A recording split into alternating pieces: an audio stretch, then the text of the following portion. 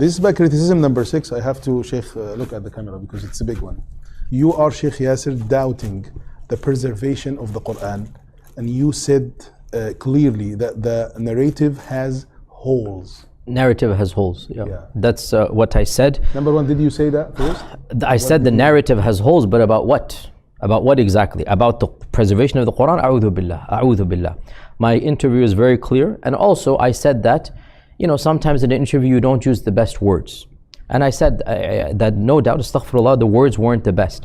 But I was not speaking about the preservation of the Quran. It was about one of the most technical issues, which is Ahruf and Qiraat, and the reality of Ahruf and Qiraat. And Sheikh, your master's and PhD is in Ulum al-Quran. Do, re, mi, fa, sol, la, si, alhamdulillahi rabbil alamin. Out of all of the subjects of Ulum al-Quran, you know as well as I do that Ahruf is the one that يعني تحيرت العقول, that ulama were so Suyuti has كل الأئمة. One of the most confusing issues of Ulum al-Quran is حقيقة الأحرف and all of the masail. Can you explain it, please? So there are a hadith mutawatir from the Prophet ﷺ that the Quran has been revealed in multiple ahruf, in 7 ahruf, right? And we also know that there are multiple recitations of the Quran that are, you know, codified, the 10, the 7, the 14, they are codified. So what is the ahruf and what is the relationship of the qira'at with the ahruf? Yes, now this is one of the most complicated and dense questions that ulama have written about.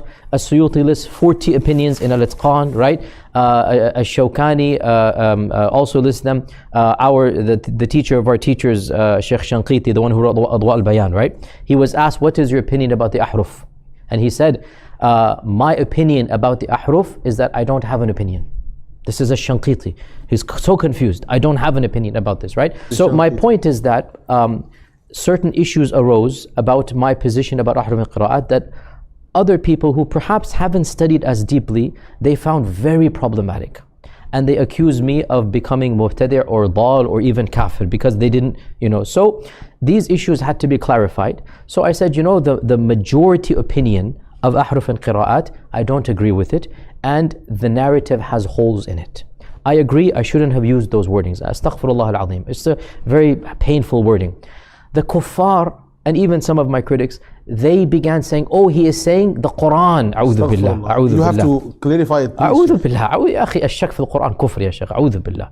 الشك في القرآن كفر. أعوذ بالله. How can anybody accuse another Muslim? And ya Sheikh, I don't like saying this, I'm a hafid of the Quran. For somebody to come and say I'm doubting, أعوذ بالله, wallahi, it's painful, ya Sheikh. I agree it wasn't the best wording, but look at the interview, wallahi, it is crystal clear. I'm talking about حقيقة الأحرف, the reality of Ahruf, the reality of his relationship with the Qiraat. I have an opinion, I have a position, and I don't mind teaching it to anybody who has studied, and but you cannot explain it in 2 minutes online. And Sheikh, again, I don't like saying these things, but you know, one of the critics of mine, and again, may Allah bless and forgive them, they haven't studied these issues. They haven't. And when they hear an opinion that they've never studied, they think you are the kafir or dal mudil. So he said to me, your position is kufr, and I'm going to get a fatwa from the kibar al-ulama. I'm going to get a fatwa that you are kafir because of this opinion. I said, tafaddal, bismillah, but just one addition. Make sure they also make takfir of al-Tahawi and Abu al-Fadl al-Razi and al-Shafi'i, and I mentioned 5 or 6 people. He goes, what do you mean? I said, my opinion is exactly the opinion of fulan fulan. I mentioned the whole list. He goes, no way they said this. And I quoted him, look up right now, look up. Khalas sakat, he didn't know what to say. They don't even know other opinions.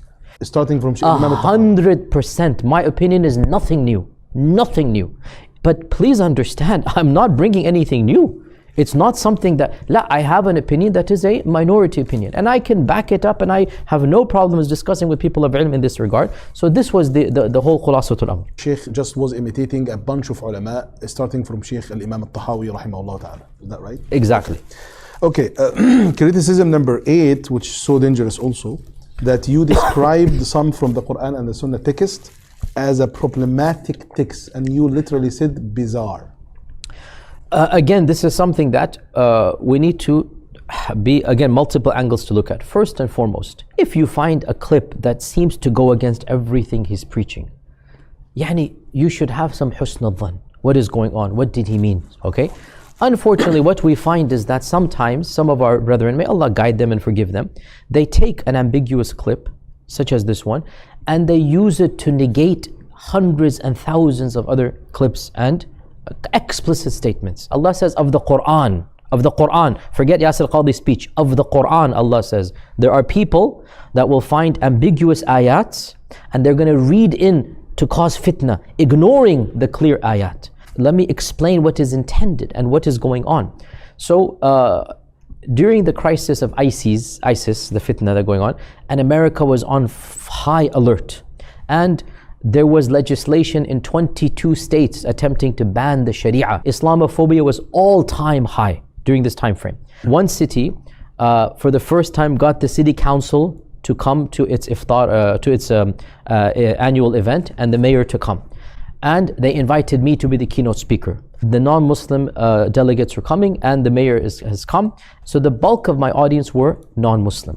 You have to understand this point. Now, sometimes when you're in front of a live audience, again, you have to think of words, and sometimes not the best words come out. So again, I seek Allah's refuge if the phrasing was wrong. But what was the intent? The intent is not problematic at all. Maybe the phrasing could be better, no doubt. But again, when you're put on the spot, sometimes you say things that you wish you could prepare the speech. You're not. So somebody asked me about ISIS taking slaves, something like this, and doesn't the Quran allow slaves and slavery?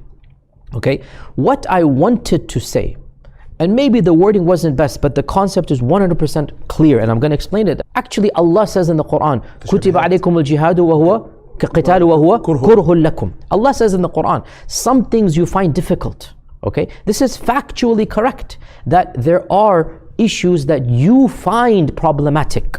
In fact, our ulama wrote books about the problematic issues of the Quran and Sunnah. Like who? Ibn Fawrak, right? Mushkil al-Hadith. At-Tahawi, Sharh Mushkil al-Athar, right? Explaining the problematic ahadith. This is he has 11 volumes, ya Shaykh. Oh, mashallah. 11 volumes. 11 volumes. Explaining problematic ahadith. He is saying we have problems understanding. It is problematic for us.